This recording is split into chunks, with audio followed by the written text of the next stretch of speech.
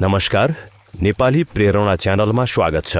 आज हामी एक विशेष कार्यक्रम प्रस्तुतिमा छौं। गत श्रावण 13 गते गुरु पूर्णिमाको अवसरमा ब्रह्मकुमारी ईश्वरीय विश्वविद्यालय एवं राजयोग प्रशिक्षण केन्द्र पार्दी पोखराको आयोजनामा विभिन्न विषयमा उत्प्रेरणा प्रदान गरी सृजनशील र सकारात्मक जीवनयापनका लागि उत्प्रेरित गर्ने मोटिभेशनल स्पिकरहरूको अन्तर्क्रिया रिइग्नाइट द ट्रेनर समिट आयोजना भयो।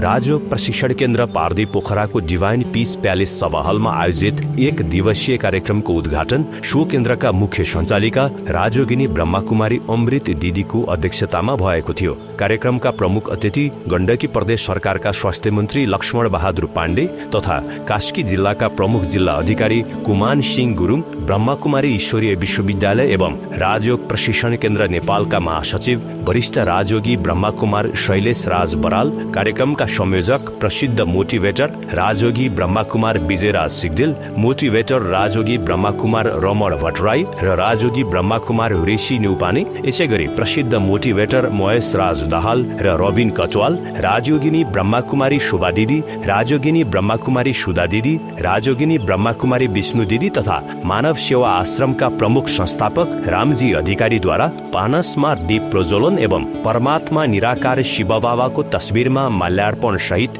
कार्यक्रमको आरम्भ गरिएको थियो। उद्घाटन सत्रको सञ्चालन राजयोगी ब्रह्मकुमार शिशिरजीले गर्नुभएको थियो भने अन्तर्क्रिया सत्रको सहजीकरण मोटिभेटर राजयोगी ब्रह्मकुमार रमण भट्टराईले गर्नुभएको थियो। अन्तर्क्रिया सत्रमा आध्यात्मिक गुरु उत्प्रेरक वक्ता चैतन्य कृष्ण महाराज सहित उपस्थित उत्प्रेरक वक्ता, सामाजिक अभियन्ता, प्रशिक्षक लगायत मोटिभेसनको क्षेत्रमा क्रियाशील व्यक्तित्वहरूको सहभागिता रह्यो। आफ्नो गरिमामय उपस्थिति जनाएर यस कार्यक्रमलाई सफलताको बिन्दुसम्म पुर्याउनको लागि आफ्नो अमूल्य समयको बावजुद पनि पाल्नुभएका समस्त श्रद्धेय महानुभावहरूलाई पनि सम्बोधन गर्दै आजको यस औपचारिक कार्यक्रमलाई अगाडि बढाउनको लागि हजुरहरूसँग नम्र निवेदन गर्दछु। पुनः प्रज्वलित के हो, पुनः जागृति के हो, पुनः प्रज्वलित के हो, त्यसमा इनर लाइटमा थप लाइट कसरी थप्ने। अब समस्या संसारमा यति बढिसक्यो, अब हाम्रो क्यापासिटीले भ्याउँदैन।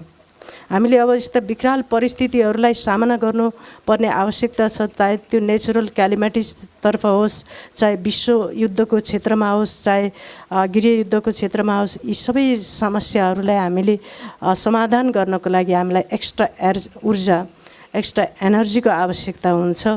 त्यो ऊर्जालाई कसरी प्राप्त गर्ने भनेर विभिन्न टेक्निकहरू, विभिन्न उपायहरू आज हामीले यहाँहरूबाट पनि सुन्नेछौँ। तपाईँ जसले देशको सुन्दरताका लागि आफ्नो जीवन र जवानी समर्पण गर्नुभएको छ, हामी बसेर हाम्रा बिचका भावना पनि लेनदेन गरौँ।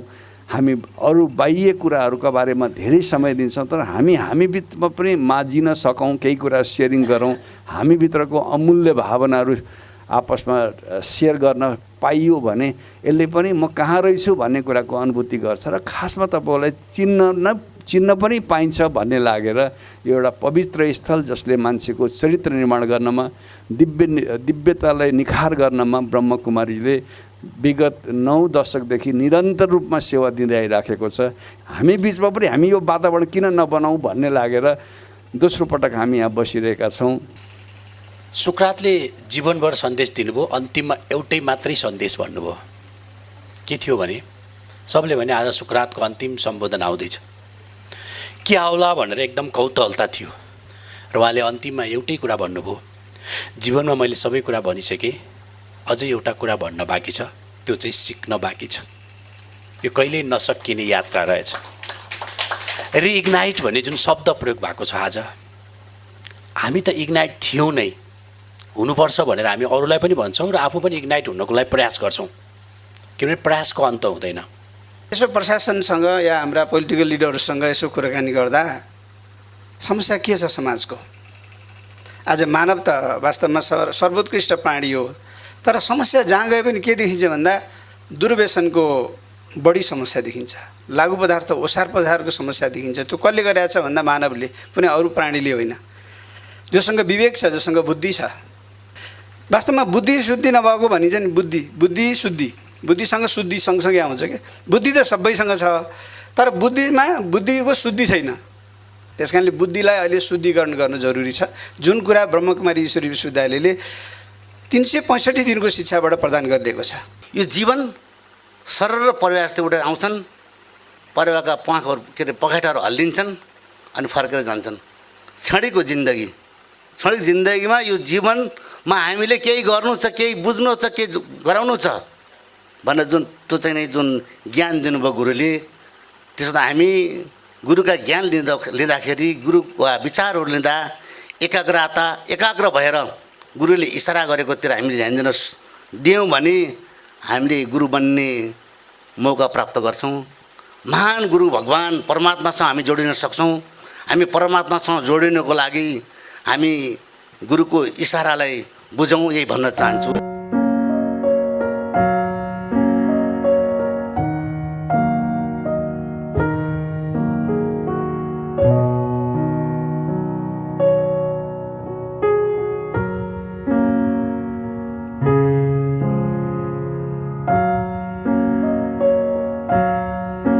बगैँचामा फुलेको फुल मालीलाई मनपर्छ, मुस्कुराइराखेको चेहरा परमात्मालाई, भगवान्लाई, ईश्वरलाई मनपर्छ।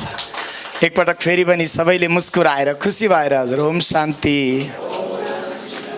सभामा के भन्न चाहन्छु भने मान्छेले सुखमा भन्दा दुःखमा धेरै मान्छे चिन्न सकिन्छ। मान्छेलाई दुःख सुख सधैँ आउँछ, सबैलाई आउँछ। अब साँच्चीकै समाजलाई रूपान्तरण गर्ने हो र मानवलाई मानव भएर हामीले बचाउने हो भने हामीलाई प्रेरणा दिने सबै खाले व्यक्तित्वहरू, चाहे त्यो ब्याकबाइटिङ गरेर हामीलाई पुस गर्ने, चाहे त्यो अग्रगामी रूपमा छलाङ मार्नका लागि मार्ग प्रशस्त गर्ने, त्यस्ता सबै व्यक्तित्वहरूलाई हामीले सुनेर आफूलाई परिवर्तन गर्नुपर्छ। म त्यो सन्देश सबै दाजुभाइ दिदीबहिनीहरूलाई दिन चाहन्छु।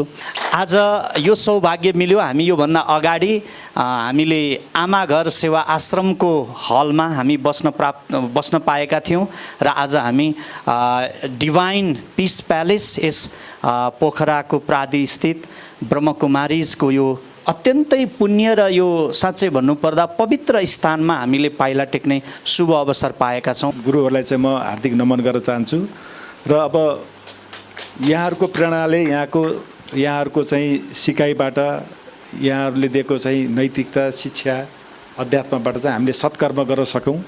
कतिपयलाई जब प्रत्यक्ष बोलेर अनि भेट्नुहुन्छ अनि उहाँहरूले भन्नुहुन्छ तपाईँलाई देखेर मलाई मेरो भविष्यको, मेरो छोराछोरीको भविष्य पनि सुन्दर छ भन्ने अपेक्षा हुन्छ।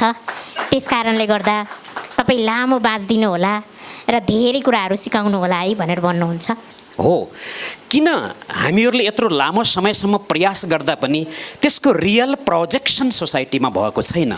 मलाई लाग्छ यहाँनिर हामी रिइग्नाइट हुनु जरुरी छ। होइन, हामीले एक्सर्साइजको रूपमा होइन, जो मान्छेलाई भेट्छौँ सकेसम्म मुस्कुराएर।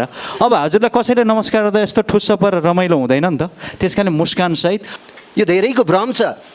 टाइम म्यानेजमेन्टको सेसन दिन्छौँ हामीले, तर टाइम म्यानेजमेन्ट जिएमटी उतैतिर म्यानेज होला, हामीले छोडिदिउँ, त्यसको टेन्सन नलिगौँ, तर समयभित्र आफूलाई व्यवस्थित गर्न सिकौँ। धन्यवाद।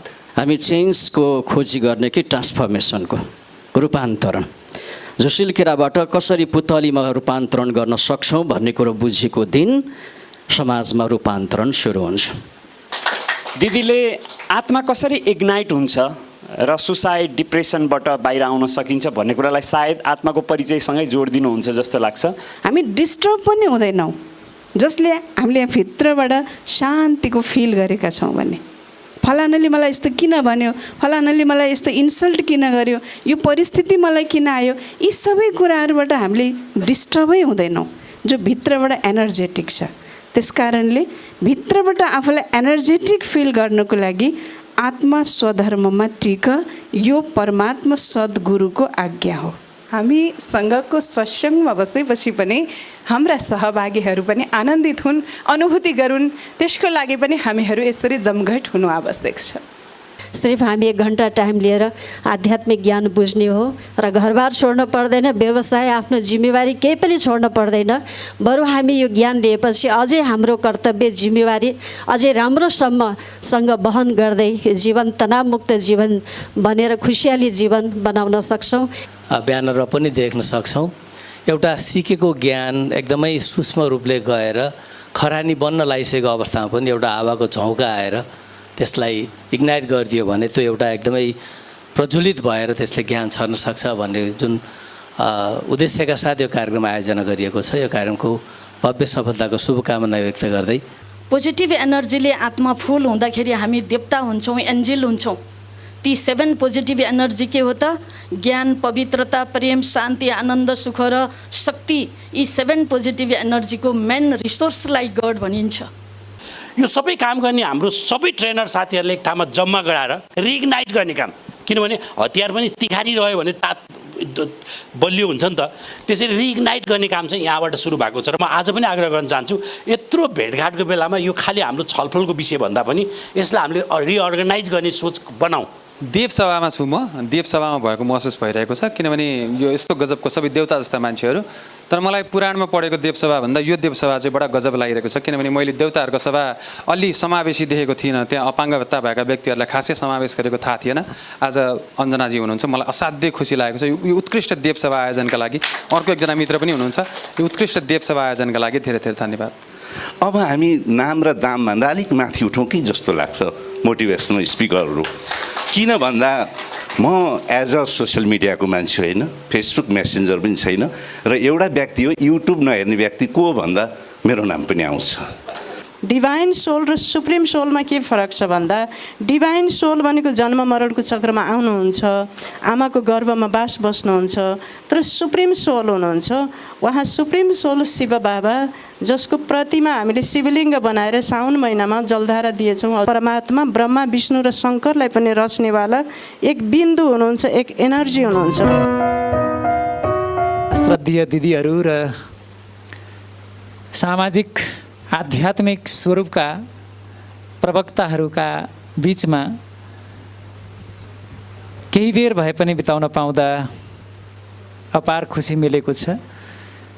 हजुरहरूलाई समय अनुकूल हुँदा संसारभर पूजा गरिने भगवान शालग्रामको जन्मभूमि गण्डकी नदी, गण्डकी नदीमा पनि भगवानको घरतिर फर्किएर भगवानको दर्शन गर्दै गरेर माइत फर्किएको भनौँ।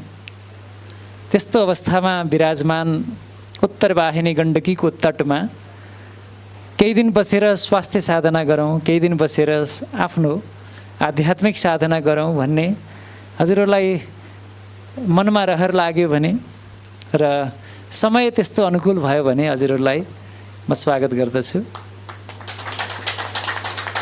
र मलाई चिन्नको निमित्त आफैमा खोजिनुपर्छ।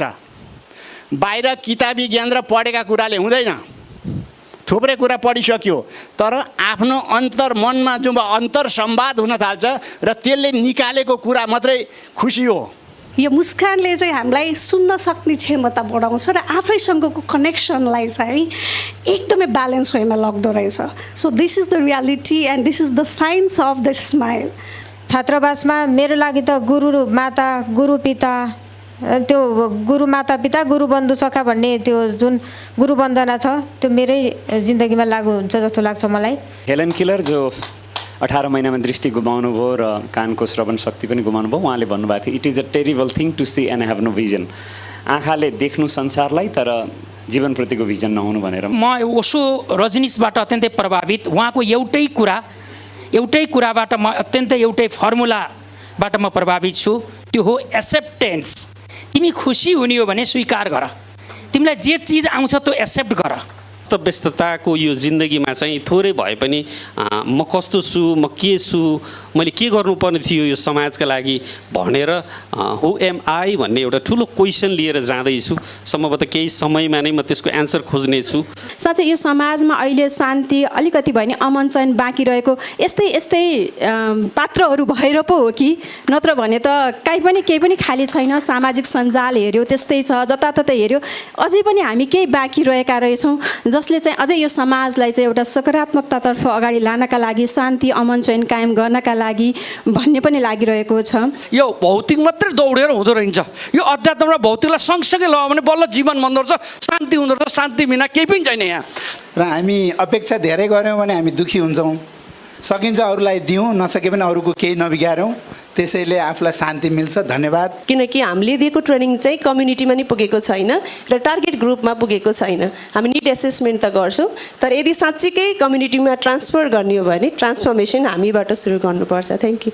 अवश्य पनि एउटा आध्यात्मिक कुराहरू जोड्दै गएपछि सुन्दरता आफैमा छ, तैपनि हामी यस्तो कुरामा जोड्न सक्यो भने अझै धेरै राम्रो हुँदो रहेछ। हामी आफैलाई बदल्ने यात्रामा छौँ र सिकाउने यात्रा भनेको सिक्ने यात्रा हो र सिक्ने यात्रा भनेको चाहिँ आफ्नो बानी बदल्ने यात्रा हो र आफ्नो बानी बदलेपछि जीवन बदलिन्छ।